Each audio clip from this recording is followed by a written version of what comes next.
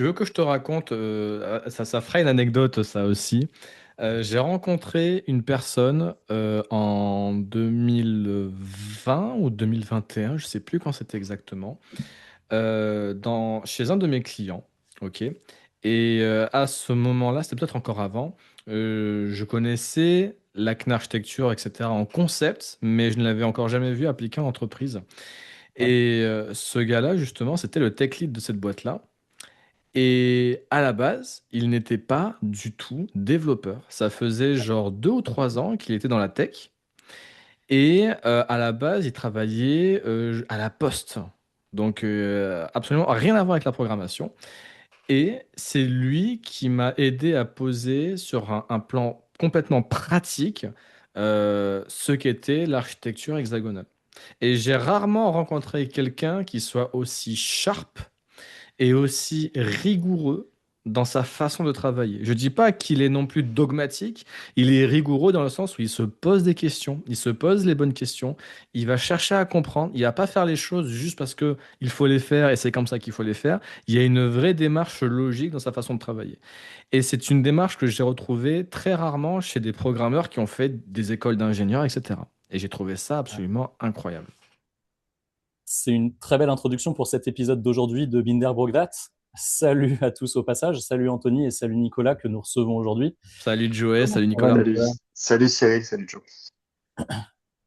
Nicolas était en train de nous parler un petit peu de son passé. Euh, Qu'est-ce que tu peux nous en dire? Donc, parcours à ma manière un peu étrange pour aborder la tech.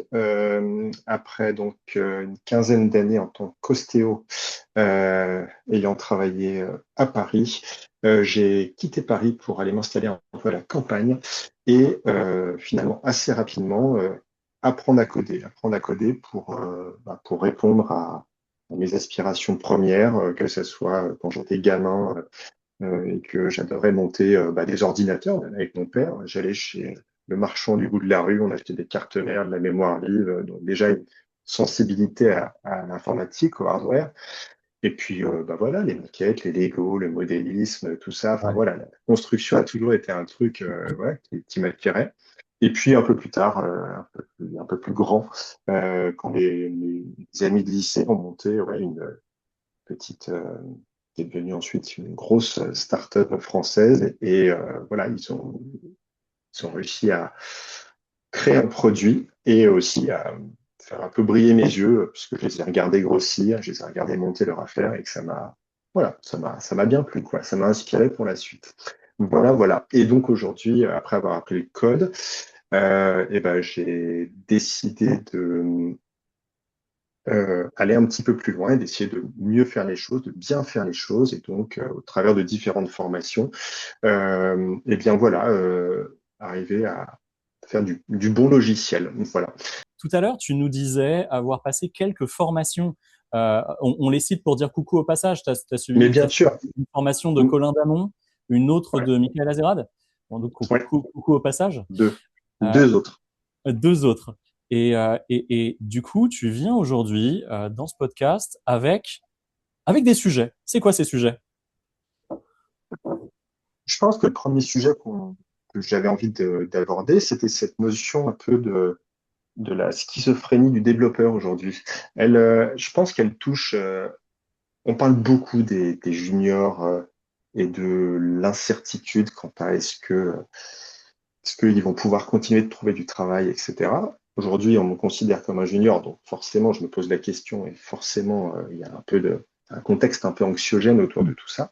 Euh, en fait, moi, je pense que la question, elle existe aussi pour les seniors. En fait, je pense que la question, c'est pas pour les juniors. La question, c'est pour tout le monde. Je pense juste que le métier lui-même change et que du coup, on n'attend plus du tout de la même chose de quelqu'un qui fait du code par rapport à avant. Et donc, je pense qu'il faut essayer de comprendre ça. Donc, ça se traduit par, en effet, passer plus de temps sur l'archi, essayer de se poser des questions par rapport à l'archi, par rapport à la manière dont on fait le code. Ça veut dire aussi penser produit, penser un peu plus produit, ne plus monter des features dans tous les sens qui servent à rien. Et puis, depuis quelques mois, ça veut aussi dire comment est-ce que vous utilisez l'IA dans votre travail? Est-ce que vous faites juste un chat avec Claude ou chat GPT, enfin bref, voilà. Ou est-ce que vous allez un petit peu plus loin que ça? Juste, je raconte une anecdote. Il n'y a pas très longtemps, j'ai passé un entretien pour une mission freelance et j'ai pas été pris. Et on m'a dit, parce qu'en fait, dans l'entretien, il y a eu un très bon contact. Je pense que le film est plutôt bien passé, sauf au moment où j'ai dit, par contre, je vous préviens, moi, je code que avec l'IA. Donc l'IA, je la pilote du début à la fin. Je sais pas, j'ai comment dire, j'ai des skills, j'ai des orchestrateurs, j'ai des agents qui font tel ou tel truc, etc. Enfin bref. Et ça leur a fait peur. Ils m'ont dit non, non, nous, c'est pas notre cam, ça va pas, machin, etc. Et donc voilà. Et c'est une anecdote enfin, voilà, qui fait vraiment partie, c'est arrivé il y a 2 semaines. Et ça m'a mis un coup. C'est-à-dire, ça m'a mis un coup parce que je me suis dit, mince, au fond, je sais que je suis dans le vrai. C'est-à-dire, je sais qu'on n'a pas le choix. Les gens qui ne travaillent sans IA aujourd'hui vont rapidement être dépassés.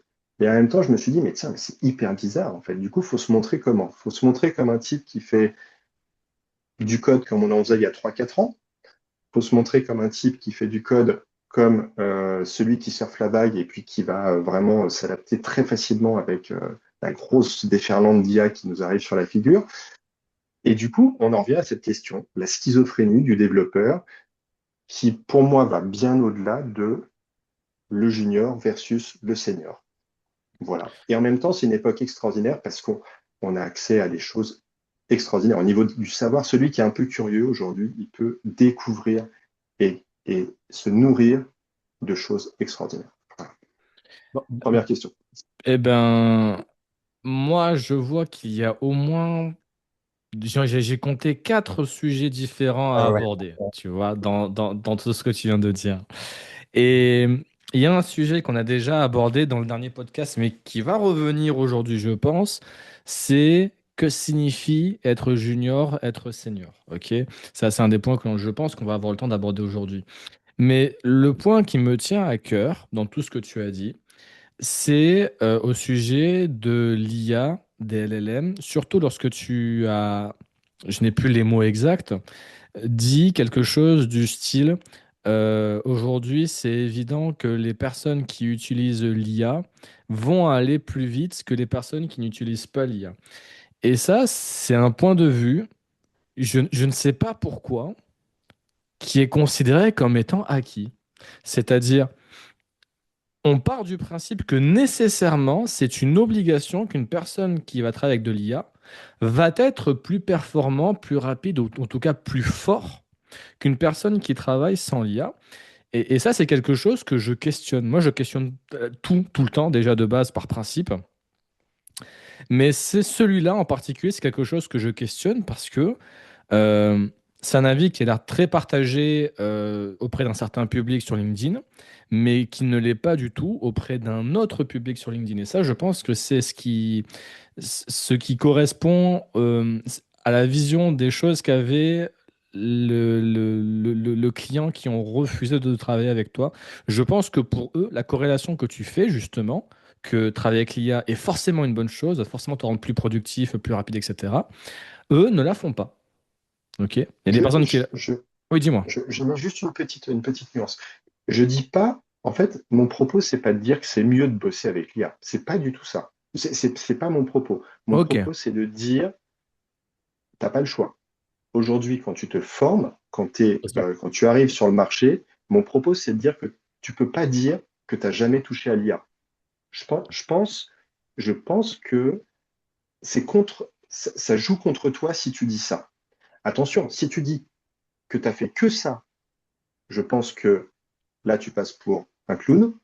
Mais en l'occurrence, si tu montres que tu as des connaissances brutes, solides, que tu as été capable de construire sans IA, et que en plus maintenant, tu as réussi à intégrer l'IA dans ton process de travail, dans ton flow de travail, je pense que c'est plutôt valorisant. Voilà, ça ne se suffit pas, ça n'est pas forcément mieux. Je dis juste que c'est presque Tu sais, à une époque, en fait, à une époque, il y avait un truc c'est juste pour faire une comparaison. À une époque, il y avait une petite guéguerre sur les développeurs qui tapaient très vite au clavier. Je crois même il y avait des rumeurs sur dans les tests. On faisait asseoir des devs et on leur faisait faire une course pour voir celui qui tapait le plus vite au clavier. Ça te fait sourire, Cyril, mais tu vois un peu ce que je veux dire. Et en fait, T'inquiète pas, je l'ai connu. attends. T'as connu ça, ok, très bien. Et en fait, je vais vous dire un truc qui va vous faire marrer. Le premier truc que j'ai appris en parallèle de mes études pour devenir dev, c'était apprendre à taper sur un clavier. Je me suis mis sur keyboard, je sais plus quoi, là, enfin bref, Mm. et j'ai commencé tous les jours à faire une demi-heure de dactylo, quoi, en fait, tout Oui, simplement, bien sûr. voilà, parce que je me suis dit, merde, on va sans doute me faire un test à la con comme ça, il faut absolument que je sois rapide, il faut absolument que je sois efficace avec mon clavier. Mm. Et Mm. donc, pendant un an et demi, tous les jours, je faisais 30 minutes de dactylo pour essayer de rendre mes doigts plus agiles et mémoriser en fait le clavier. Alors voilà, non mais bon voilà. Et donc l'IA, Je moi je vois le où tu veux place en venir. presque à ce niveau-là en fait, si tu veux. Mm. Je vois où tu en veux venir. Si on prend le sujet de taper sur un clavier, pour moi, c'est absolument indispensable parce que tu ne peux pas mobiliser à la fois de l'énergie à te dire où sont les touches sur mon clavier et en même temps réfléchir à la problématique que tu essayes de résoudre. Tu vois, donc ça, pour moi, je dirais que c'est un véritable indispensable. Pour ce qui est de l'IA, je suis d'accord avec toi lorsque tu dis, quand tu es un développeur qui sait utiliser l'IA pour travailler, qui sait utiliser les LLM pour prompter, voire pour carrément générer du code avec des agents, c'est valorisant. C'est une bonne compétence à avoir. Je pense que d'une manière générale, il n'y a pas vraiment de mauvaises compétences à avoir. Mais est-ce forcément indispensable? Tu vois? Moi, je dirais à ce niveau-là, peut-être qu'avoir des compétences en tant que développeur en sécurité, pour éviter de coder de façon à ce que le programme soit une passoire, c'est beaucoup plus intéressant et valorisant que d'avoir un développeur qui sait prompter. Hmm, Ok. Mais je nie pas que c'est une compétence qui est intéressante, mais tu vois, si au moins on est d'accord sur le fait que c'est pas une compétence indispensable, moi j'ai pas grand-chose à rajouter. entièrement. Je sais pas ce que Ouais, ouais, tu en entièrement penses, d'accord. toi aussi, Joey. Je vais décomposer ce qui a été dit par Nicolas. Ouais. L'IA impacte les juniors et les seniors différemment. Avec ou sans IA, ça va avoir un impact sur ta carrière, à toi, à moi, etc. Où se trouve le curseur sur dois-je faire du pur LLM vibe, comme on dit, ou Mm. je dois avoir des compétences en architecture, etc., etc. Où se trouve le processus produit dans tout ça. Et la dernière distinction, elle est drôle, c'est un sujet qui pour moi n'est même pas un sujet IA, mais l'IA ici a été utilisé comme illustration. Lorsque je Mhm. parle à des gens, est-ce que le sujet de l'IA va les convaincre ou pas, sachant qu'ils sont tous différents? Tu aurais pu très bien dire, moi je me lève à gauche de mon lit, ah bah non, chez nous on fait pas ça. Bon, ils n'ont pas aimé ça, voilà, c'est complètement arbitraire. Tu aurais pu très bien dire, une fois j'ai codé en Java et la personne en face de toi te dit, ah non, pas ça. En fait, c'était très arbitraire. Là, pour le coup, c'était le sujet de l'IA, mais Ouais. Je suis admettons. entièrement d'accord. Ouais. Entièrement d'accord avec la lecture, ouais, bien sûr. Mhm. Bah, d'accord ou pas. Déjà, je commencerai par une blague. Quand on parlait de dactylo, d'entraîner les doigts, et que toi, Anthony, tu disais, ouais, à l'époque, dans le passé, on disait, on peut pas à la fois réfléchir à comment taper et à la fois réfléchir au problème. Moi, j'avais des professeurs, certains disaient, tu ne touches pas le clavier tant que t'as pas le modèle mental. Mais bien sûr. Mais bien C'est drôle, sûr. c'est drôle, Mais mais ça, c'est pour commencer avec une blague. bien sûr. Ok, vas-y. Si on parle du sujet, pour le coup, le vrai sujet de Nicolas, je vais répondre directement. Déjà, euh, ma vision des choses est la suivante. Pré-IA et post-IA, les choses ont en réalité très très peu changé quant à comment faire des choses de qualité, comment produire de la qualité. On a donné une capacité de produire de la tech à des gens non tech, en plus de donner une capacité et une vitesse incroyable à des gens qui sont tech. Mais en réalité, le problème n'a pas changé. Le problème, c'est qu'est-ce que je construis, pourquoi, qu'est-ce que c'est qu'une feature factory, qu'est-ce que c'est qu'un processus produit, quel est l'impact de ce que je fais, comment je vais calculer cet impact. Et ces trucs-là, en fait, LLM ou pas, ça existe depuis un bail. C'est juste que le feedback, aujourd'hui, est incroyablement plus rapide. En plus, d'ailleurs, d'avoir un feedback très, très rapide, il faut la volonté d'avoir ce feedback rapide. Parce que si on prend un exemple de feature factory, donc pour rappel, une feature factory, en fait, c'est une boîte qui valorise plus le nombre de choses que l'on fabrique plutôt que l'impact. C'est-à-dire qu'on sort de la feature, on gonfle, on gonfle. Ça crée une code base grande comme ça. Ça crée un nombre de considérations plus important, potentiellement au passage de la dette technique, mais en réalité pour un impact que on n'a même pas pour volonté de calculer. Est-ce que c'est vrai que les dernières features que j'ai développées sont un avantage pour mes clients? Les feature factory ne sont pas capables de répondre à cette question. Déjà d'une, parce qu'il y a une confusion entre je fais des choses correctes et je fais beaucoup de choses. La comparaison, ce serait de dire que quand on va sur un chantier, les gens tapent sur des marteaux avec des cailloux toute la journée, et en fait, l'impact, c'est que ça n'a aucune valeur. Alors que si à la place, on prend du temps à réfléchir comment fabriquer le bâtiment et qu'on se dit, OK, on va tirer du câble ici, ensuite on va mettre le placo par-dessus, ensuite on va mettre des dalles, ça, c'est de l'intelligence. On vient dire, OK, montre-moi les documents de vision, qu'est-ce qu'on avait en tête. On vient de réaliser qu'en fait, il y avait c'est pas poreux, c'est du marbre en dessous, enfin pas du marbre, mais des trucs pas sédimentaires, mais des pierres plus solides. Donc en fait, on va devoir faire venir de la machinerie. On n'était pas au courant, mais il va falloir péter tout ça. Ça, en fait, c'est un processus produit itératif. On ne savait pas, on avait beaucoup d'incertitudes et on vient valider au fur et à mesure. J'ai confondu deux choses dans mon sujet, mais on n'a pas besoin d'aller dans ces deux choses. J'ai confondu d'un côté l'itération de l'incertitude et l'itération par rapport à l'impact, mais les deux sont cumulés ici. Le fait est, avec l'IA, on est capable d'aller beaucoup plus vite. Et donc, je finirais par dire la compétence en ingénierie, avec laquelle je vais faire un amalgame avec la compétence produit et la compétence business. Aujourd'hui, la plupart des gens, la gaussienne est à gauche. En fait, il y a beaucoup de débutants qui ne savent pas comment faire les choses, entre guillemets bien définition locale. Et il y avait déjà très peu de gens qui savaient comment bien faire les choses. Avec l'IA, c'est toujours la même chose, sauf qu'on a donné la capacité de production à des gens qui avant ne l'avaient pas. Je donne un exemple très réaliste. Quand tu donnes à un founder des outils IA ou un entrepreneur et qu'il bootstrap son produit tout seul, il arrive systématiquement à un moment, et je me battrai sur le systématique, j'attends qu'on me demande des exemples contradictoires. Il arrive un moment où l'entrepreneur se dit « Merde, j'arrive pas à faire telle chose », et tout seul, il n'y arrivera pas, il aura besoin d'un tech. Et rien que ça, c'est déjà la preuve qu'il y a un sujet. Il est capable d'aller très vite, c'est un lourd avantage. Moi, j'adore ce contexte dans lequel un entrepreneur est capable de fabriquer quelque chose et d'être déjà en capacité de le vendre, de tester son marché, etc., etc.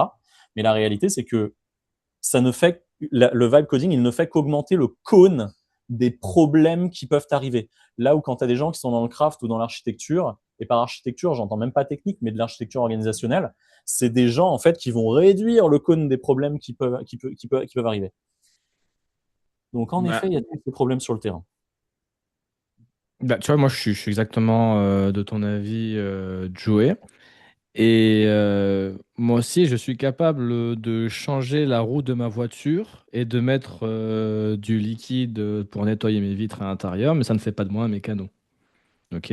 On aura toujours besoin d'avoir des mécanos, même si derrière on est aujourd'hui capable, même en regardant sur YouTube, d'aller plus loin, d'aller carrément débugger les erreurs qu'il y a vous savez, quand vous avez l'espèce de clé à molette qui indique qu'il y a une erreur dans la voiture et qu'il faut brancher un logiciel, etc. On peut aller assez loin dans la réparation de sa propre voiture. Ça ne fait pas de soi un mécano dans tous les cas. Qu'est-ce que tu en penses, Nicolas?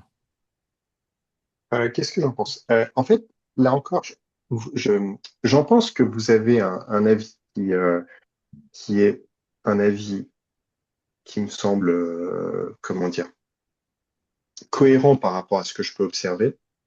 Et en même temps, je pense que vous ne répondez pas par rapport au questionnement du junior. C'est-à-dire que votre avis d'expert, avec l'expertise que vous avez cumulée au fil de vos années d'expérience, fait que finalement, il y a une forme de sérénité par rapport à ça, puisque, en effet, les compétences, vous les avez acquises, vous avez créé un réseau, vous avez, comment dire, approfondi certaines connaissances au travers de projets, etc.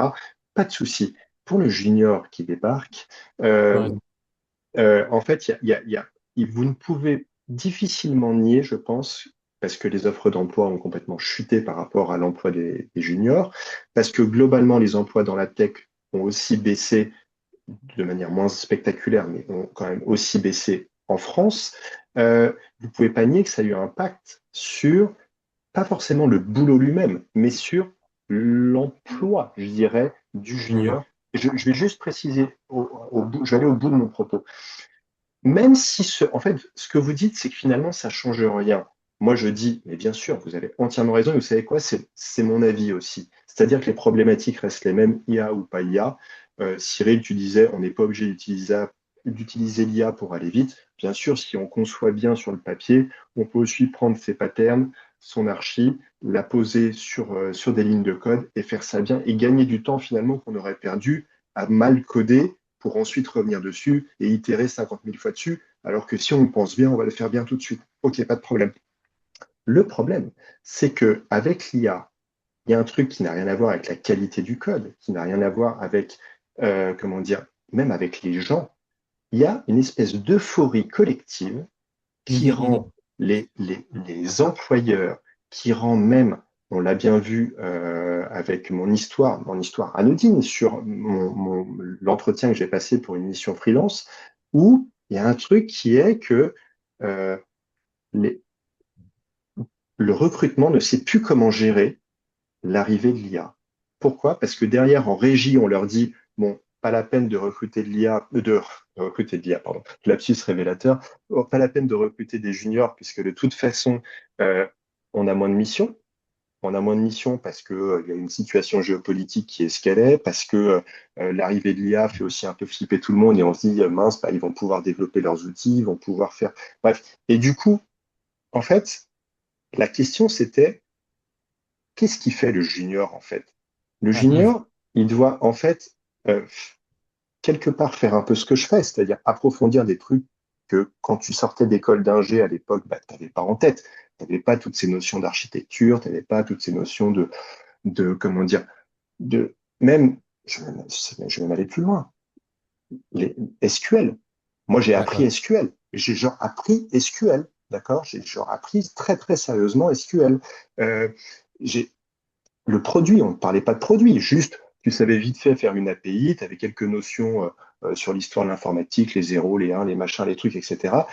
Et en fait, tu apprenais sur le tas et ça se passait très bien, il n'y avait pas de souci. Et même, tu avais des compétences qui allaient s'acquérir et avoir énormément de valeur, alors qu'aujourd'hui, ça n'a plus aucune valeur en fait. La valeur, elle est placée ailleurs et je pense que en fait, ce qui est compliqué pour un junior, c'est de savoir aujourd'hui où est la valeur.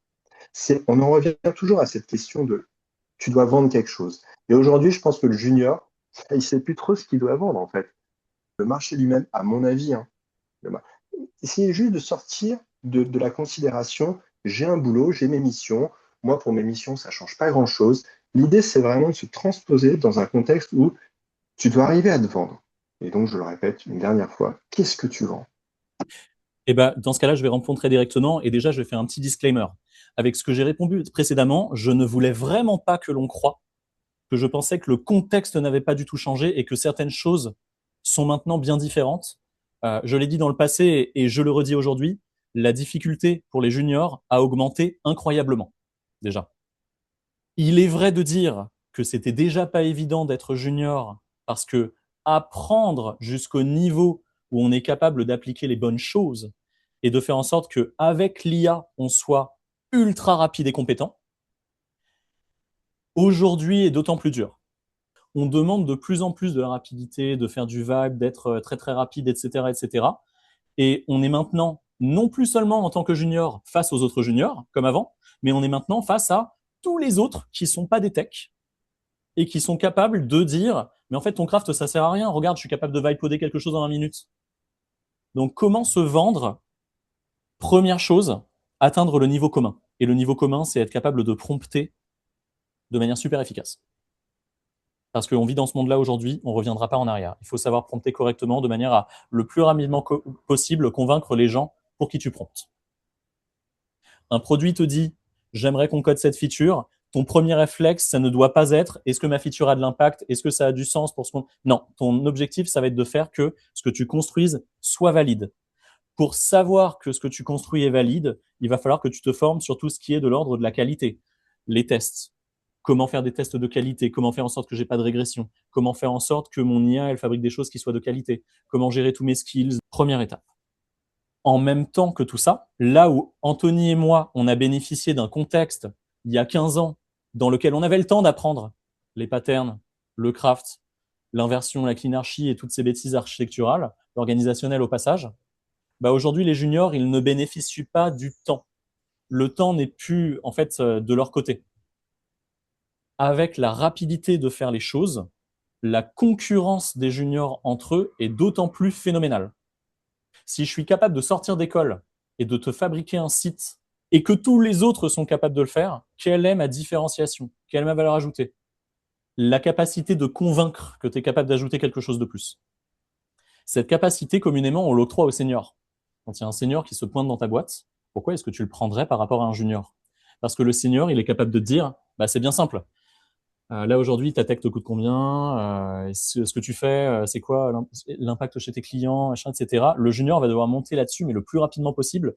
Et moi, ma prédiction, c'est que avec la perte cognitive qu'il y a à utiliser des LLM, avec le waouh, c'est vachement facile de construire des choses, vient la perte de capacité à apprendre. Aujourd'hui, quand tu sors d'école, qu'on te fout dev junior quelque part, ce qui est déjà pas gagné au passage, et qu'on te dit de coder, tu auras d'autant plus l'illusion qu'il y a 15 ans que ton job, c'est juste de fabriquer du code, on pousse et puis on se démerde et puis c'est terminé. Là où il y a 15 ans, tu pouvais toujours dire, comme ça prend du temps de fabriquer du code, alors je dois questionner la raison qui me pousse à fabriquer ce code. Aujourd'hui, le junior, il va se prendre vu que ça prend 5 minutes, autant le faire. Et ça va être une difficulté de ouf. Le junior, il risque de rentrer en dissonance. C'est-à-dire que même le junior lui-même, il va se dire, mais pourquoi j'apprendrai plus? Pourquoi est-ce que j'irais plus que juste ah c'est bon, j'ai pas envie de me battre avec eux, ils m'ont demandé un truc, même si ça semble lunaire, je le fais et c'est plié, ensuite je rentre chez moi. Je vais juste ajouter une petite chose, et puis j'aimerais beaucoup avoir aussi l'avis de Cyril sur ça, mais en fait, je voudrais juste rajouter une chose. Euh, Tu me fais penser, Joey, que moi, je pense que ça fait, ça fait une bonne année que je suis parti dans des considérations d'archi, de patterns, etc. Et je pense que la notion de l'abstraction, c'est devenu le super pouvoir. En fait, il y a 5 ou 10 ans, le super pouvoir, c'était de pouvoir faire du HTML, de pouvoir faire du React ou des trucs comme ça. OK, maintenant, ça vaut que dalle. Ça vaut rien du tout. En revanche, en revanche, si tu peux avoir une vision avec une capacité d'abstraction, et si tu arrives à transmettre ça à ton LLM, là, t'es intouchable. T'es juste intouchable. Honnêtement, de ce que je peux lire sur LinkedIn, donc j'ai pas d'expérience pro, c'est-à-dire j'ai jamais bossé en ESN, etc. Mais tu disais, je sais plus si c'était Cyril, non, je crois que c'est toi, Joey, que le niveau en France était assez médiocre globalement, on va dire. D'accord, ça veut pas dire que dans certaines comment dire, boîtes, ils codent très propre, etc. Ils ont un bon truc, mais je pense que globalement, en effet, le niveau est assez médiocre. Je suis assez d'accord. Quand je vois certains trucs qui sont dits, je me dis que globalement, tout ce dont on parle est vraiment relativement inintéressant. Même les posts sur les LLM, c'est genre. Alors moi, je commence à poster sur LinkedIn, je sais pas combien de posts j'ai, mais je n'en fais aucun sur les LLM. Je trouve ça complètement inintéressant. Et c'est très rare de voir des gens qui font des choses pertinentes. Le seul que j'ai vu, je crois que c'est Michael qui de temps en temps sort un post un peu comme les posts de Michael, un peu coup de poing, etc. Mais c'est rigolo, ça me fait marrer. Où il dit grosso modo, c'est devenu un skill de savoir gérer ces LLM, c'est un skill. Ça s'apprend pas, tu peux l'apprendre un peu comme ça, mais il faut vraiment te mettre dedans, il faut vraiment essayer de comprendre ce qui se passe. Et ça passe forcément, on en revient à l'abstraction, c'est-à-dire à l'archi, alors quelle que soit l'archi que tu fais, etc. Ta politique de test, quelle est ta stratégie de test? Euh, et en fait, parce que la production en elle-même du code n'a plus aucune valeur. Tu n'engages pas un Oui, junior pour faire de l'API REST euh, et orienté vers tel service, etc. Ça, c'est terminé. C'est has-been, c'est terminé. Il y a juste une. Et aujourd'hui, je pense que le marché est complètement bousculé par ça, en fait. C'est qu'aujourd'hui, on ne peut plus engager des juniors pour faire du codage de, d'API REST à l'appel, en fait. Ça vaut plus rien, en fait. Donc, on ne sait plus pourquoi on va les engager, les juniors. Bon, enfin bref, voilà. Mais c'était juste pour ajouter ça, désolé. Et Cyril, à toi de parler. Euh, Tu as dit là quelque chose d'extrêmement intéressant avec lequel je résonne entièrement, c'est lorsque tu parles de l'abstraction. Moi, je pense que la grande erreur qu'il y a eu dans notre industrie, l'industrie des développeurs logiciels, je m'intéresse vraiment spécifiquement aux ingénieurs logiciels, c'est d'avoir fait croire qu'il suffisait de suivre un bootcamp React pour devenir développeur. C'est d'avoir fait croire que le métier de développeur, ça consistait à poser des boutons et des formulaires sur une page web. Ok. Et donc, du coup, effectivement, l'IA est arrivée et coder des formulaires et des API REST, c'est devenu une commodité. C'est devenu banal. On n'en parle même pas tellement c'est quelque chose d'extrêmement simple à faire. Mais il y a une compétence qui malheureusement, c'est le cas qu'on le veuille ou non en France, n'est pas suffisamment valorisée.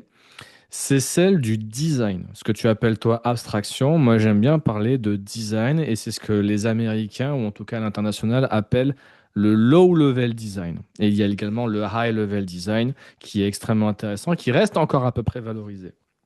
Mais aujourd'hui, s'il y a une épingle à tirer de son jeu, c'est effectivement dans le design. C'est de se dire, voilà, j'ai un système à développer. De quelle façon est-ce que je le design pour prendre en compte les problématiques actuelles, la spécification actuelle, ce qu'on attend aujourd'hui de ce système, et les modifications futures qui sont le plus probables. Pourquoi est-ce que l'on fait du design? C'est pas seulement pour faire une solution qui fonctionne maintenant, c'est pour faire en sorte que lorsque des changements vont arriver dans le futur, on puisse répercuter ces changements dans notre code sans que cela prenne 6 mois, 1 an, sans avoir besoin de réécrire la totalité du logiciel. Ok. La problématique que ça pose, c'est qu'il faut être suffisamment expérimenté et connaître suffisamment bien le sujet pour anticiper le genre de changement qui pourrait arriver dans le futur. Cette capacité-là, elle est extraordinaire. Le problème, c'est que de mon expérience avec les RH et les entreprises et les ESN, c'est que c'est une compétence qui est malheureusement très peu souvent valorisée. Ok. Alors que c'est celle qui a le plus d'intérêt aujourd'hui quand tu es un junior lorsque tu veux te démarquer. Parce que c'est celle qui va te permettre d'avoir le plus d'impact en tant que développeur logiciel. Qu'est-ce que tu en penses, Joe? Tu as quelque chose à dire là-dessus? On va faire la distinction entre je t'ai convaincu que j'ai les compétences pour rentrer chez toi Mhm. et j'ai les bonnes compétences qui permettent à une boîte de s'en sortir.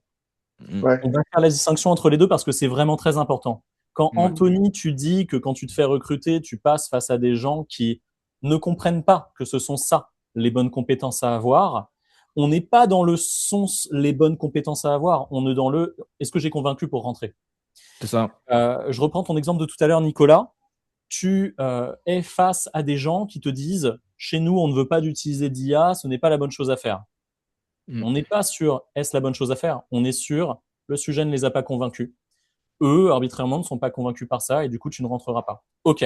Donc maintenant qu'on a dit ça, il y a un petit phénomène de soft rébellion, un peu soft, dans le sens où si à un moment, toi, Nicolas, tu apprends quelles sont les bonnes choses à avoir dans ta boîte à outils pour t'en sortir en tant que tech, produit, product builder maintenant, parce qu'on fera l'amalgame de plus en plus entre produit et tech, et que tu es aussi conscient de quelles sont les valeurs sur lesquelles parler aux gens pour rentrer, qui ne sont pas les mêmes, alors dans ce cas-là, tu réussiras. C'est un problème qui est humain, ce n'est pas un problème qui est technique. Comment faire en sorte de s'en sortir en tant que junior?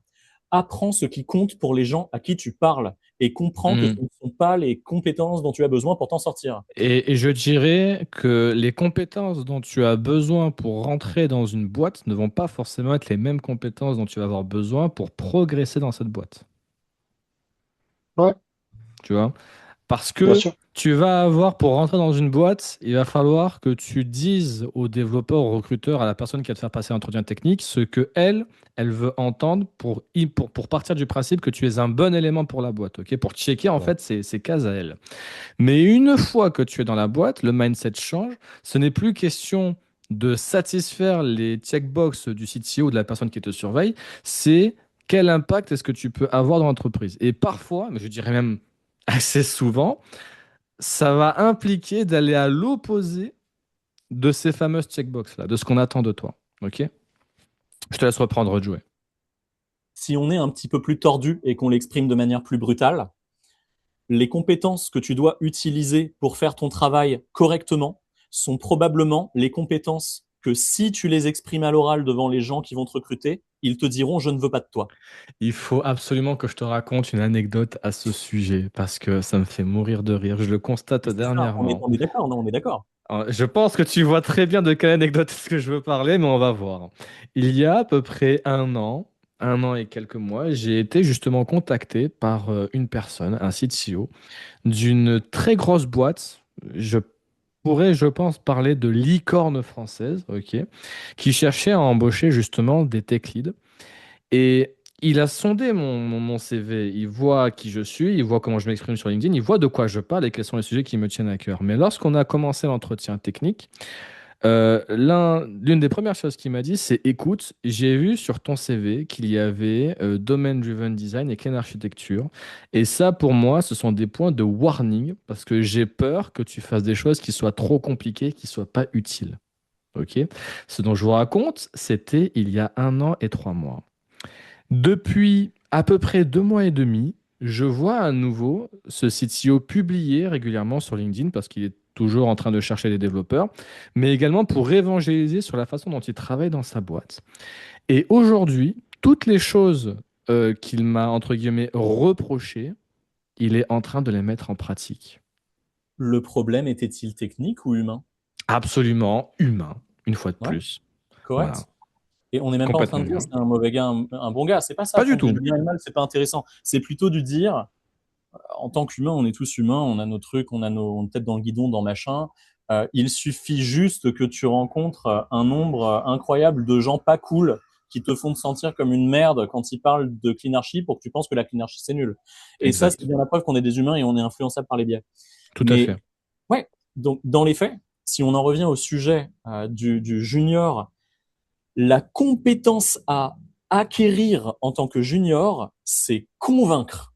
Ouais, C'est vraiment une compétence qui est violente. Il m'a fallu des années pour développer des débuts de compétences de conviction. Aujourd'hui, j'y arrive bien. Je sais aussi que c'est des points qui sont tous les mêmes. C'est-à-dire qu'une fois que tu as tes 10 éléments dans la to-do, une fois que tu les déroules un par un, globalement, tu arrives à convaincre la personne en face de toi. Pour ce qui est de la tech, je ne serais pas arrogant au point de croire que je peux convaincre sur tout, ça n'a pas de sens dans mon domaine. Dans les faits, comment apprendre ces choses-là? Bah, un premier effort, ce serait de dire, OK, je me mets dans les pompes de la personne en face de moi. On va partir d'un constat sur lequel on sera tous d'accord. Communément, quand tu vois des offres de développeurs, il n'y a pas marqué j'ai besoin de quelqu'un qui sache être problem solver. Il y a marqué je veux un développeur Java. En gros, ils demandent sur du comment plutôt que sur du quoi. C'est-à-dire que ces gens-là sont convaincus qu'il y a une évidence. Est-ce que tu sais coder en Java? Ah oui, donc c'est bon.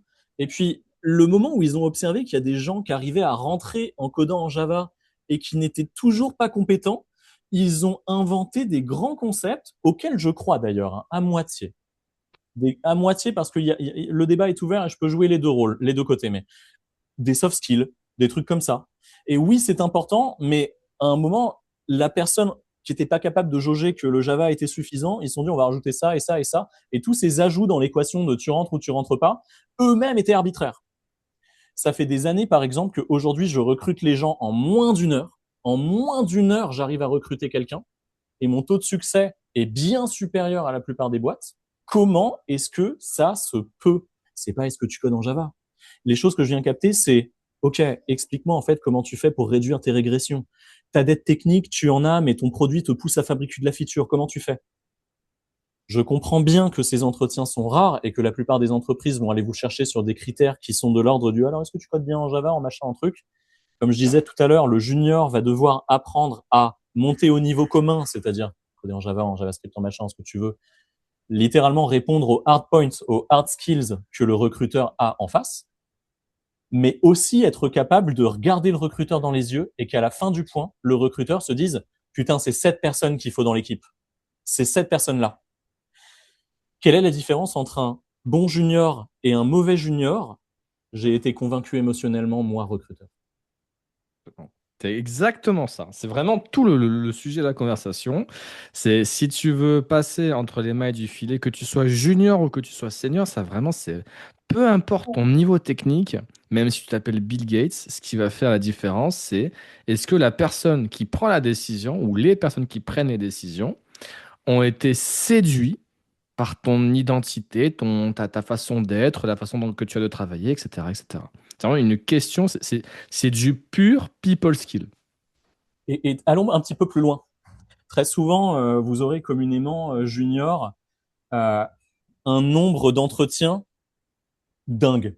Par exemple, ce sera pas juste une heure avec quelqu'un, ce sera tu passes dans les mains d'un HR qui va te poser des questions sur ta vie, puis ça va durer environ une demi-heure, une heure. Puis ensuite, tu vas passer dans les mains de quelqu'un qui est plutôt technique, qui va te dire OK, codons en Java tous les deux, voyons ce qu'il en est. Cette personne elle-même n'est pas architecte, comprend pas très bien ce qui se passe, mais encore une fois, je généralise, je suis un petit peu agressif, c'est pas mon intention, mais c'est pour dire à quel point je considère que le niveau n'est pas terrible. Le troisième personne, ça va être un tech lead ou quelqu'un avec qui tu vas bosser ou quelqu'un d'autre. T'en es déjà à globalement 3 heures d'entretien. Puis tu passes dans les mains de la négociation RH pour ensuite passer dans les mains du CEO ou du founder ou du directeur local de ta BU. Euh, Admettons, mais on voit déjà que ça te prend un temps incroyable. Chacun des profils auxquels tu parles en tant que junior a des clés de motivation différentes.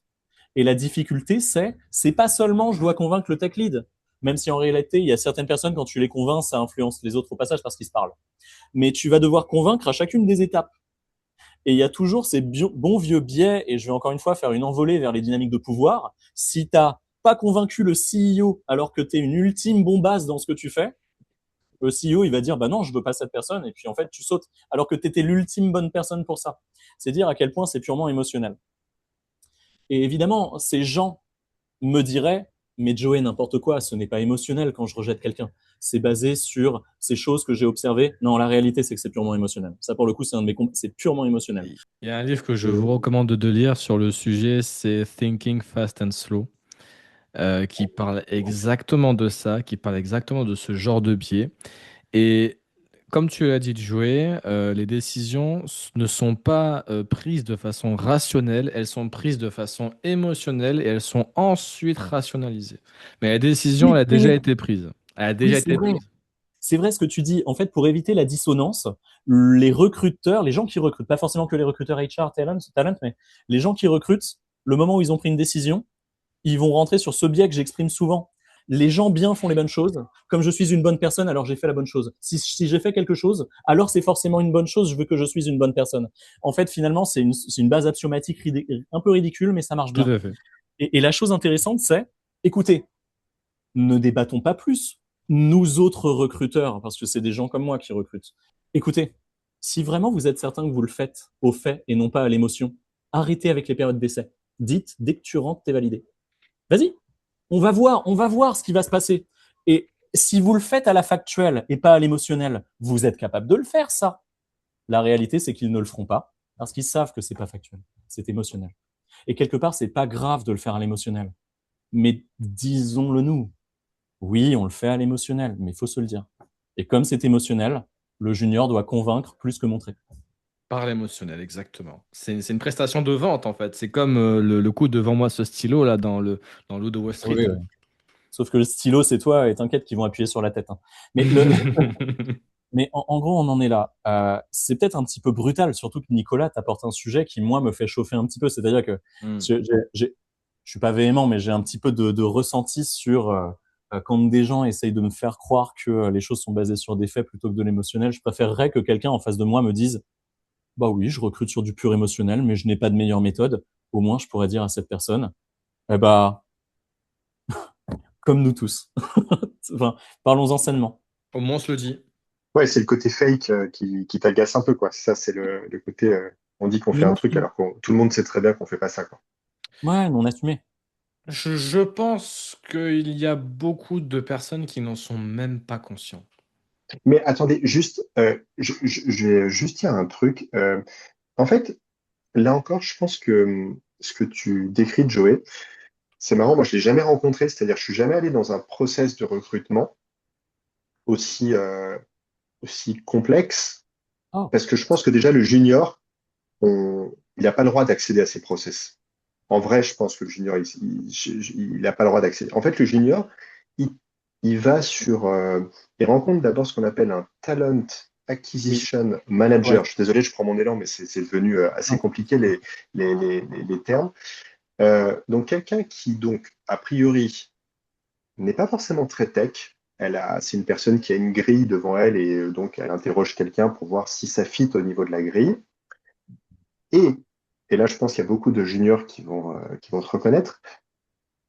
Alors, dans mon cas, c'est à peu près dans 80% du temps, vous êtes ghosté après. C'est-à-dire que jamais on revient vers vous et on vous dit, écoute, écoute, merci pour ta prestation, mais le fit n'est pas là, ou il te manque tel truc, etc. Même pas. Je veux dire, ce qui pourrait être sympa, c'est quand même assez rassurant de savoir ce qui se passe. Au moins, tu peux bosser dessus, au moins, tu peux, je sais pas, bon, bref. Mais bon, ça va, c'est plutôt réconfortant. J'en ai pas eu 50 000 non plus. Mais en vrai, t'en es là. Moi, je n'ai jamais rencontré quelqu'un qui prenait le temps de s'installer, de discuter et d'être autre chose que dans la lecture d'une grille. Honnêtement, hein. Ouais, Honnêtement. ouais, ouais. C'est-à-dire que je pense que euh, ce dont vous parlez, que ça soit Anthony ou toi, Joey, c'est vraiment un truc auquel le junior n'a même pas accès. On est même pas dans en fait, cette talent acquisition manager, elle n'est pas dans l'émotionnel, elle n'est pas dans la recherche de l'émotionnel. Il y a juste des cases à cocher, et à un moment ou à un autre, il y a une case que je ne coche pas, ou une case qui pose problème, elle ne sait pas si elle doit la cocher, pas la cocher, et il se trouve que derrière, il y a 70 ou 80 ou une centaine de Gugus, et il y en a peut-être un qui va cocher toutes les cases, et ça ira. Mais on n'est même pas dans l'émotionnel. Moi, en fait, c'est pas que je suis pas d'accord avec toi, parce que je conçois tout à fait que ça existe, ce que tu décris, ça me parle bien, si tu veux, et je suis sûr qu'il y a des gens qui peuvent accéder à ce niveau de conviction, mais en l'occurrence, le junior, je ne pense pas. Ou alors, peut-être dans de rares cas où tu as, euh, comment dire, une mise en contact. Typiquement, je sais pas, tu as quelqu'un qui vient te chercher, tu rencontres quelqu'un qui est assez capé, t'échanges, le fit humain est là, le fit intellectuel est là, pouf, super, vas-y, t'es engagé, c'est cool, machin, etc. Ou si tu ne l'es pas, c'est qu'il n'y a pas eu de fit. Et là, je suis d'accord avec toi.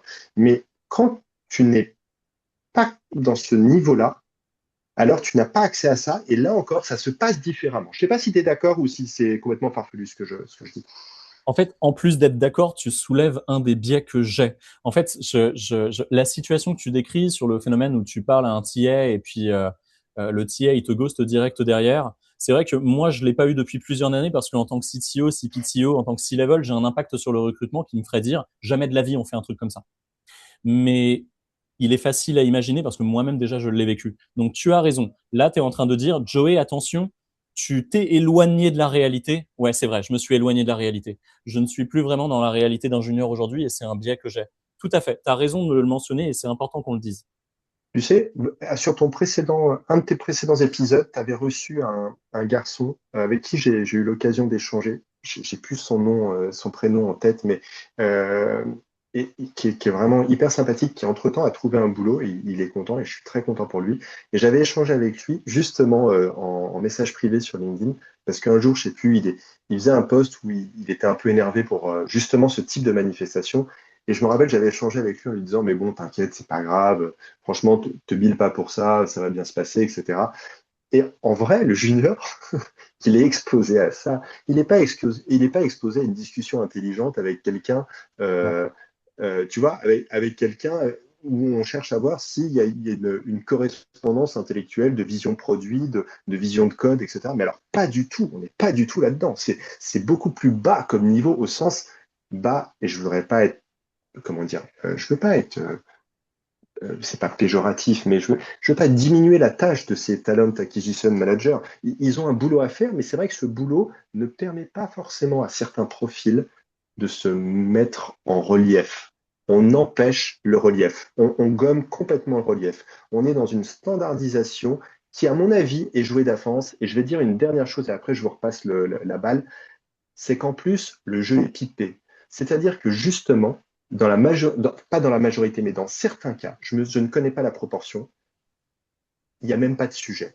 C'est-à-dire que on t'appelle, on échange avec toi, mais derrière, il n'y a même pas de projet.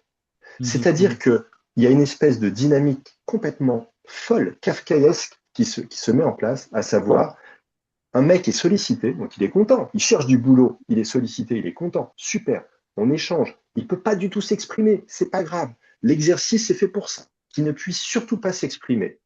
Et derrière, on lui donne aucune nouvelle. Mhm, mhm. Pourquoi? Parce qu'en fait, il n'y a pas de mission. Elle n'existe pas, la mission. Tu crois qu'on t'a raconté quelque chose, mais dans certains cas, il n'y a même pas de mission. Je dis bien dans certains cas, hein, d'accord? Et je sais que ça existe. Je sais que c'est des discussions que j'ai souvent eues avec mes TA à moi, Talent Acquisition. C'est des gens, je leur disais, même des RH, des gens qui étaient RH à qui je parlais, que j'ai dans mes contacts, se disent, mais on déteste comment les gens voient les RH et les TA, parce qu'on fait, dans la startup, on fait l'amalgame. Parce qu'il y en a tellement qui font de la merde. Ghoster, envoyer des salut prénom, j'ai vu que tu as bossé dans boîte 1 et boîte 2. Est-ce que, enfin, et ces gens-là, en fait, ils impactent la vision qu'on a de ces rôles-là. Pour autant, c'est vrai que c'est des rôles qui sont très intéressants. C'est-à-dire que ces gens qui vont m'écouter, je ne veux pas, je ne veux vraiment pas qu'ils croient. Déjà parce que moi, je n'y crois pas. Que ce sont des gens qui n'ont pas un rôle à jouer. Comme tu le disais toi-même, ils ont un rôle à jouer. Ils ont un vrai travail. Le junior, il se retrouve face à cette situation-là. Tu es en train de dire, il n'y a même pas de capacité à atteindre la conversation.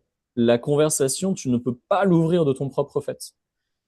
Il y a un truc qui a beaucoup joué pour moi lorsque j'étais junior, mais je ne pourrais pas le conseiller aujourd'hui parce que je ne sais pas si ça va marcher, mais ça a joué pour moi dans le passé, donc je le prononce comme ça, on ne sait jamais.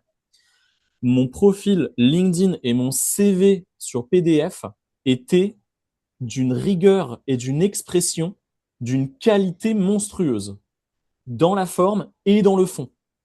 On voyait que sur les 2, 4 dernières années, voire, admettons, j'ai 2 ans d'XP, on voyait que j'ai été quelqu'un qui a fabriqué des choses que des gens de mon expérience n'avaient pas fabriquées.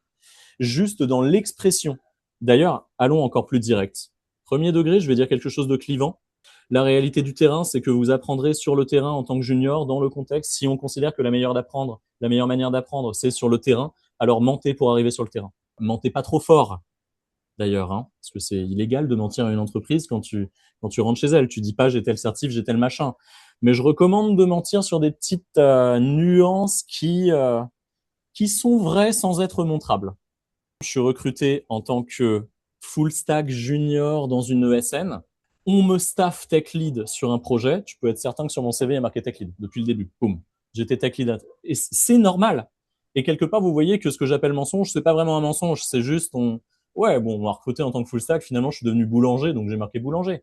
J'ai pas grand-chose à dire sur le sujet du recrutement des juniors, mais effectivement, je suis un petit peu de l'avis de Joe là-dessus. C'est que quand tu es un junior et que tu rentres dans une boîte, la boîte s'attend à avoir affaire à un junior. Qu'est-ce que cela signifie?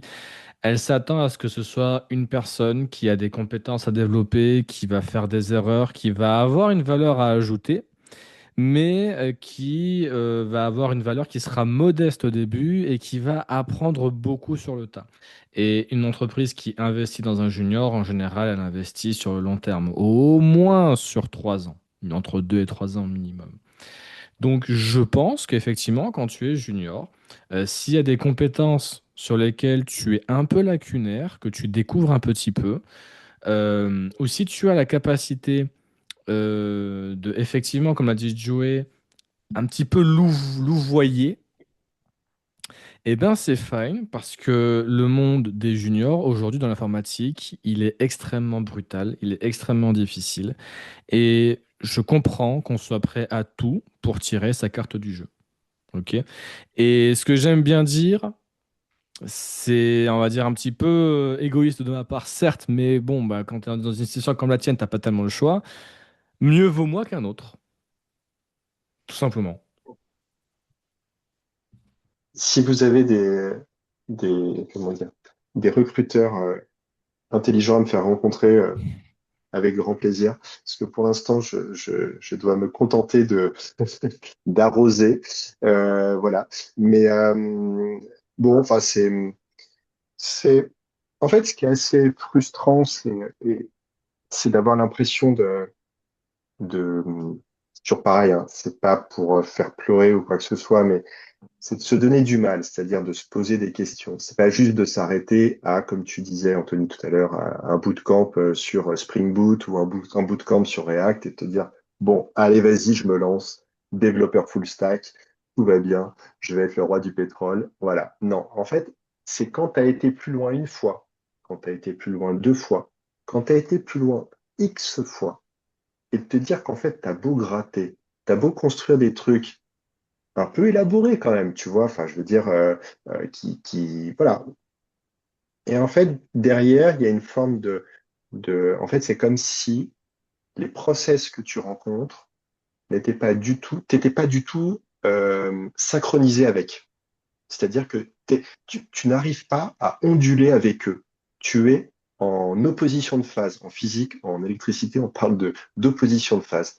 Eh ben, en fait, j'ai un peu l'impression de ça. C'est-à-dire, je me dis finalement, si j'étais resté avec une formation médiocre, en fait, l'opposition de phase, elle serait presque identique. Et en fait, la seule chose, c'est que maintenant, j'ai acquis des compétences que je pense sérieuses, que je pense valables sur le marché. Et en fait, maintenant, il faut juste que j'ai un peu de chance pour que quelqu'un juste les entende et quelqu'un à qui ça servira, quoi. Et c'est vrai que du coup, malheureusement, on en arrive à la chance, juste la bonne rencontre, voilà, les contacts, le réseau, les machins, les trucs comme ça. Et c'est vrai que moi, c'est pas ce que j'avais en tête au début, quoi. C'est vrai que au début, la matière m'intéressait, le questionnement m'intéressait, la construction m'intéressait. Le relationnel, j'ai fait du relationnel toute ma vie, c'est pas un souci, j'aime ça aussi, bien sûr. Mais la chance de la rencontre, mince, j'avais pas forcément ça en tête au début. Et je trouve ça un tout petit peu, par moment, il y a un petit truc d'euphorie qui fait qu'on rencontre deux, trois personnes, on se dit c'est cool, il y a un truc qui se passe, quoi. Je sais plus, un de mes premiers posts que j'avais fait plusieurs milliers de vues. Et je m'étais dit, trop cool et tout, il y a une émulation. Et puis pouf, le prochain, t'es trop fier. Tu te dis, putain, là, c'est vraiment un sujet qui me tient à cœur, qui est vraiment intéressant. Et tu fais genre 80 vues, quoi, tu vois, un truc tout pourri. Et tu dis, merde, bon, ok, j'ai pas compris le truc encore. Ok. Ou alors, tu sais quoi, on va juste oublier le nombre de vues, fais ce qui t'intéresse, fais ce dont tu as envie de parler. Et voilà, et depuis, c'est ce que je fais. Et finalement, ça va très bien. Parfois, ça atteint le millier de vues, parfois pas, et je m'en fous, en fait. Mais toujours rester, en fait, voilà, toujours rester soi-même quelque part. Alors peut-être que dans le CV, Joey et Anthony, je suivrai un peu vos conseils. On va essayer de louvoyer un petit peu voilà, voilà. Mais là aussi, peut-être que bon, on va devoir s'arrêter là, mais peut-être que je sais pas si d'une autre manière on peut continuer ça, continuer cet échange. euh, Ça serait avec plaisir, je sais pas, pour avoir des conseils peut-être plus précis. Mais bon, voilà, Avec plaisir. on a beaucoup tourné sur l'image du junior, tout ça. C'est vrai que c'est pas forcément les seules idées que j'avais en tête, mais ça nous a pris pas mal de temps quand même. Mais bon, voilà. J'aurais juste une chose à dire, effectivement, pour les juniors qui nous entendent. Je suis désolé hein, si ça paraît un petit peu pessimiste. Peut-être que Joey, derrière, tu voudras renchérir pour rehausser un petit peu le portrait, l'image, la peinture. C'est que Oncle Bob a fait une remarque, je ne sais pas si elle vient de lui ou pas, mais elle est extrêmement intéressante. Depuis les années 60, la quantité de développeurs double tous les 5 ans. Est-ce que vous savez aujourd'hui, en 2026, combien est-ce qu'il y a de développeurs professionnels dans notre industrie? Est-ce que vous avez une idée du chiffre? Dans le monde, Dans le monde? ouais, écoute, faut balancer le jeu des chiffres. Je vais essayer de. Moi, je dirais entre 30 et 40 millions. Eh ben, c'est exactement ça. On est à Oh peu là là près là. à 50 Oh, millions de Wow. développeurs. hmm. Vous savez ce que c'est, 50 millions? On est 7 milliards sur Terre. Ouais, c'est C'est énorme. presque 1% de la population qui est dans l'industrie du développement, ok? Et ça signifie que sur ces 50 millions, la moitié, c'est-à-dire 25 millions de ces personnes-là, ont moins de 5 ans d'expérience. Il y a 25 autres millions de développeurs dans le monde qui ont une place de junior dans une entreprise. C'est un marché qui est colossal. Ok. Le problème, c'est que la plupart des recruteurs déjà ne sont pas formés à recruter des techs. Ce sont généralement des recruteurs généralistes qui sont ensuite poussés vers le recrutement de la tech et qui n'ont pas forcément les mêmes clés que Joey et moi, qui sommes des pure tech depuis une bonne dizaine d'années, pour déceler un junior qui a quelque chose à faire dans notre entreprise, qui a de l'espoir, qui est un talent et qu'on a envie qui a une chance de faire quelque chose d'intéressant dans notre entreprise. Donc aujourd'hui, je dirais que c'est extrêmement difficile pour une nouvelle personne de rentrer dans l'industrie du développement logiciel. Je ne dis pas que c'est impossible, mais je dis que la barrière d'entrée n'a jamais été aussi élevée. Et donc, à tous les juniors qui nous écoutent, si vous ressentez cette difficulté, c'est absolument normal parce que vous jouez pas en mode difficile, vous jouez en mode expert. Ok? En mode nightmare. En mode nightmare, on a une seule vie, on se prend un coup et on doit recommencer la partie. Non, tout ça pour dire que c'est tout à fait compréhensible que la situation aujourd'hui soit extrêmement compliquée pour les juniors. Il y a toute une industrie qui est extrêmement folle. Déjà, il y a une partie de l'industrie qui s'est montée la tête en voulant nous faire croire qu'on pouvait devenir développeur en suivant un bootcamp. Ça, c'est un premier problème. Et il y a une autre partie de l'industrie, notamment les très grandes entreprises, qui ont dû justifier des dépenses tech énormes et qui ont recruté 3000, 5000, 10 000 personnes dans une entreprise qui avait besoin de 10% de cet effectif-là et qui justifie le fait de virer cet effectif qui est en trop en utilisant l'IA. Ça, c'est également un sujet à poser, mais pas pour aujourd'hui. Donc, les circonstances telles qu'elles le sont aujourd'hui sont extrêmement compliquées, un peu, je dirais encore plus compliquées que l'époque de la bulle dot-com, la dot-com bubble, où c'était également très compliqué de tirer son épingle du jeu en tant que développeur.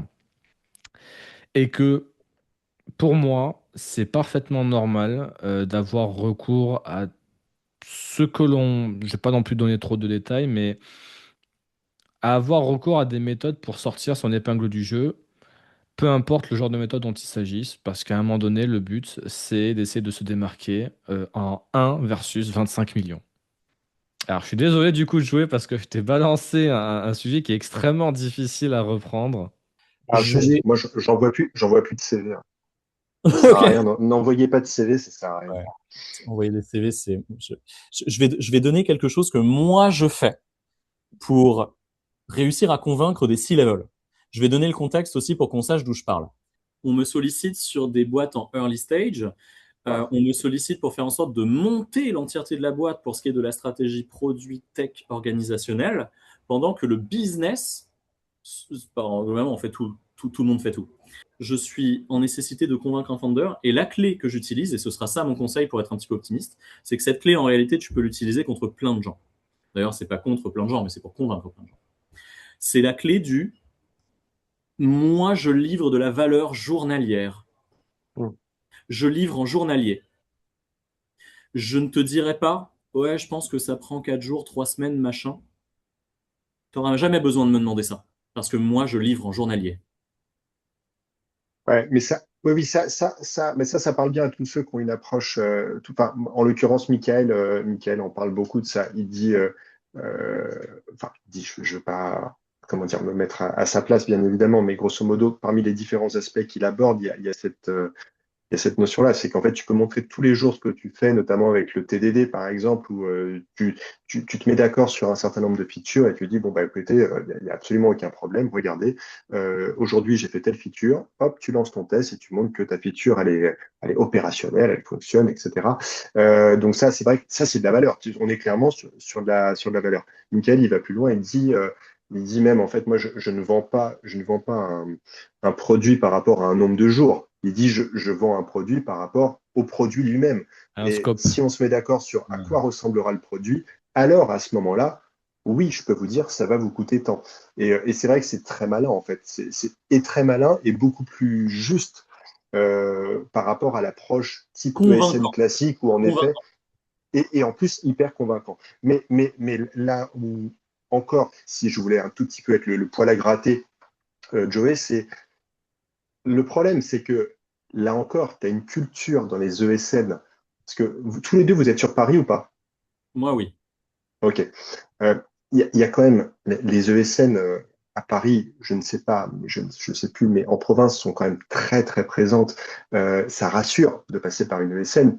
Et quand même, pour pas mal de ESN, on fonctionne un peu à l'ancienne, je dirais, et ton discours est complètement farfelu. C'est-à-dire que même s'il fait écho dans ma tête, aujourd'hui, ce que les ESN vendent, là encore, vous pouvez me reprendre, il n'y a pas de souci, mais j'ai vraiment l'impression que c'est du TJM fois le nombre d'ingénieurs qu'on met sur un projet.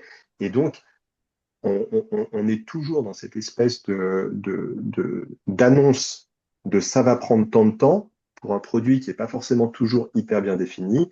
Et là encore, des tensions qui existent entre l'ESN, les équipes qui ont été mises en place, et justement toute cette tension qui revient sur les équipes, sur le dev lui-même. Et là, la boucle est bouclée par rapport à ce que tu disais au tout début, à savoir le côté humanitaire, de bien organiser les choses, de bien penser les choses. Voilà. Mais en vrai, c'est toujours d'actualité, ça. Ça marche dans des boîtes, on va dire, qui se donnent les moyens de penser un petit peu autrement, si tu veux. Mais pour une majorité de projets, on est encore à l'ancienne. Je pense, hein, c'est ma vision, hein, mais je me trompe Dans peut-être, hein. ce cas-là, il n'y aura qu'une seule question qui reste, c'est quelle est la corde qui les fait vibrer? Et on reste sur convaincre. Ok, Par contre, déterminer la corde qui les fait vibrer, bah, par exemple, qu'est-ce qui pourrait faire vibrer une ESN? L'ESN, elle, son objectif, c'est de vendre du temps de développeur chez des clients. Donc, en fait, une corde qui pourrait faire vibrer, c'est bien simple. Par exemple, avoir une oratoire différente, être capable d'exprimer les choses de manière claire. Ça, par exemple, c'est une clé qui, par rapport à tous les autres juniors, marche très bien. La plupart des juniors, aujourd'hui, ils sont timides. Timide, c'est le mauvais mot, mais vous voyez ce que je veux dire. De fait, quand tu arrives et que tu es capable de faire de l'élocution et de faire des phrases qui sont cohérentes, de ne pas noyer la personne en face de toi et d'être et diplomate et convaincant déjà au passage, quand l'ESN elle te voit comme ça, elle se dit, bah, cette personne, je peux la vendre comme quelqu'un qui est expérimenté alors qu'elle est junior. Et là, tu as gagné ton ESN. Ça peut être une vente, ça peut être une corde qui fait vibrer l'ESN, ce truc-là. ça peut. C'est sans doute un bon créneau à exploiter. Tu touches un point pertinent, je pense. Le souci aussi, c'est que il y a un peu des étapes par lesquelles tu dois passer, quoi. Tu vois, quand tu es junior, c'est compliqué d'intégrer une start-up avec une idée géniale et en devenir. C'est pas forcément toujours hyper facile, je pense. Pourquoi? Parce que cette start-up veut un minimum d'expérience, d'expertise et que c'est souvent relié au passage par le SN, etc. Enfin, il y a ce truc un peu, j'ai j'ai presque l'impression que tu vas pour un certain nombre de personnes, pas forcément toujours en ESN de gaieté de cœur, mais tu y vas un peu pour faire tes armes sur le travail en équipe, sur une certaine normalisation de certains processus, etc., pour ensuite mieux t'en libérer et aller vers des choses un peu plus, comment je dirais, un peu plus là encore, c'est compliqué de ne pas tomber dans le péjoratif, mais on va dire riche, euh, différente, où là encore, la qualité humaine, la qualité de réflexion vont être vont avoir un vrai impact pour se démarquer par rapport aux autres. Euh, c'est, c'est pas que je veux être pessimiste, pas du tout, hein. J'y crois à fond, c'est pas le souci. Le problème, c'est juste que il y a parfois, je me suis trouvé un peu maladroit dans certaines démarches ou dans certains entretiens. Et je me dis, mais en fait, c'est compliqué d'y échapper, quoi. Parce que, voilà, c'est pas, t'as pas les codes. D'une personne à l'autre, le code peut changer. Un Mhm. coup, il faut faire de l'IA, un coup, il faut pas faire d'IA. Voilà, pour reprendre ce truc. Un coup, il faut, mais même allons plus loin. Quand ils te font, j'ai fait un entretien technique. Ok, je l'ai passé, je l'ai réussi. Très bien, ok, ça pourrait être satisfaisant. Mais vous savez quoi? J'ai même pas trouvé ça satisfaisant. Il me pose des questions à la con comme est-ce que tu sais la notation qui manque pour quand tu vas faire un contrôleur advice en Spring Boot ou des trucs comme ça? Je disais des trucs qui n'ont honnêtement C'est aujourd'hui aucune valeur. Ça n'a juste aucune valeur. Tu le sais, enfin, ça n'a pas beaucoup de valeur parce que déjà, ton contrôleur, la gestion des erreurs, tu peux le faire différemment. Il faut même plutôt le faire différemment. Et en plus, parce que même si tu le sais pas, tu vas ouvrir une doc et en 15 secondes, tu vas avoir la réponse.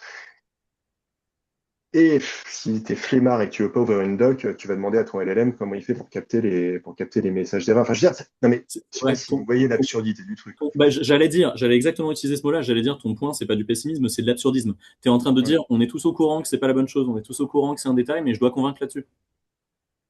Voilà, Ouais, ouais. C'est comme ça. Malheureusement, c'est la réalité du c'est terrain. comme C'est pour ça. ça que j'ai une très très mauvaise image des ESN également. Mais de la plupart des entreprises que j'ai pu consulter en France, hein, c'est comme ça. J'ai eu le cas d'un de mes étudiants qui, dans un entretien technique, n'a rien fait d'extraordinaire. C'est-à-dire, il a posé un contrôleur qui appelle un service, qui invoque un repository. C'est banal ce que je suis en train de dire là. Pour la plupart des développeurs que je connais, c'est vraiment le b.a.-ba. Bah, il s'est fait reprendre parce que la personne qui l'a interviewé lui a dit, mais pourquoi t'as pas tout foutu dans le contrôleur tout simplement? Ça sert Ah à rien ouais. d'avoir trois fichiers. Mm. C'est inutile. Tu rajoutes des niveaux d'indirection inutiles. Tu fais beaucoup plus de fichiers que nécessaire. Faut rester simple. Tu te souviens de jouer à cette question qu'on a eu la dernière fois? La Ouais, simplicité. Faut rester simple. Donc oui, clairement, hein, ce que tu dis, c'est parfaitement vrai. Ce qui va être valorisé auprès d'une personne ne va pas être la même chose que ce qui va être valorisé auprès d'une autre personne.